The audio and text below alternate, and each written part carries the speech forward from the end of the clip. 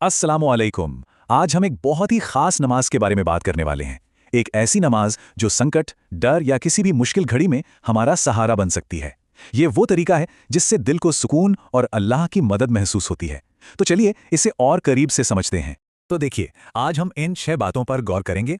सबसे पहले समझेंगे कि ये मुश्किल वक्त की नमाज है क्या। फिर सलातुल हाजत का मतलब जानेंगे। ये भी देखेंगे कि इसे कब पढ़ना चाहिए और इसका सही तरीका क्या है। और हाँ, इसके फायदे क्या हैं। और आखिर में एक खास दुआ पर भी बात करेंगे। देखिए, हम सबकी जिंदगी में कभी ना कभी ऐसे पल आते ही हैं जब हम बहुत परेशान होते हैं, डरे हुए होते हैं या किसी बड़ी मुश्किल में फंस जाते हैं। और ऐसे वक्त में हम सब बस सुकून और एक सहारे की तलाश में होते हैं, है ना?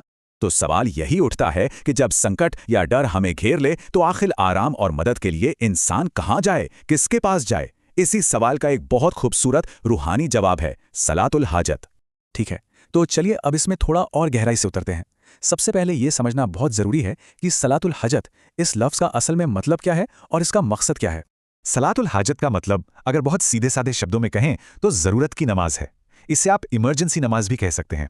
ये खास तौर पर उन हालात के लिए है जब कोई फौरी ज़रूरत या कोई बड़ी मुसीबत आन पड़े, चाहे वो डर हो, कोई परेशानी हो या कोई आफत। अच्छा, तो अब हम ये तो जान गए कि ये नमाज क्या है, लेकिन इसे पढ़ना कब चाहिए? मतलब वो कौन से ऐसे खास हालात हैं जहां ये नमाज सबसे ज्यादा मौजू हैं और पढ़ी जानी चाहिए? और देखिए, ये नमाज कितने तरह के हालात को कवर करती है। मतलब किसी चीज़ का खौफ हो या कोई खतरा महसूस हो रहा हो, कोई बीमारी आ गई हो, किसी दुश्मन का सामना हो, जंग जैसे हालात हों या फिर कोई कुदरती आफत आ जाए, इन सभी मुश्किल घड़ियों में ये नमाज पढ़ी जा सकती है। चलिए, अब इसके सबसे अहम हिस्से पर आते हैं कि इस नमाज को अदा कैसे किया जाए। और आपको बताऊं, सबसे अच्छी बात यह है कि इसका तरीका बहुत ही सादा और आसान है, ताकि कोई भी इसे आसानी से पढ़ सके। सबसे पहले तो ये बात याद रखनी है कि ये कोई बहुत लंबी चौड़ी इबादत नहीं है। ये सिर्फ 2 रकात की नमाज है, जिससे कोई भी परेशानी के आलम में बहुत आसानी से पढ़ सकता है। तो तरीका इसका कुछ यूं है। सबसे पहले दिल में पक्की नियत करें कि ये नमाज आप अपनी परेशानी से राहत पाने के लिए पढ़ रहे हैं। फिर बस 2 रकात नमाज अदा करें। हर रकात में सूरह फातिहा के बाद कोई और सूरह पढ़ें।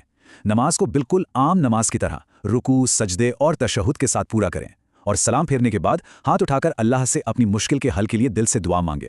और ये वो खास दुआ है जो नमाज के बाद पढ़ी जाती है। इसका मतलब बहुत गहरा है। ए अल्लाह, मुझे उस चीज से बचा ले जो मुझे चिंता और दुख दे रही है। ये सीधे सीधे अल्लाह से मदद और हिफाजत की एक पुकार है।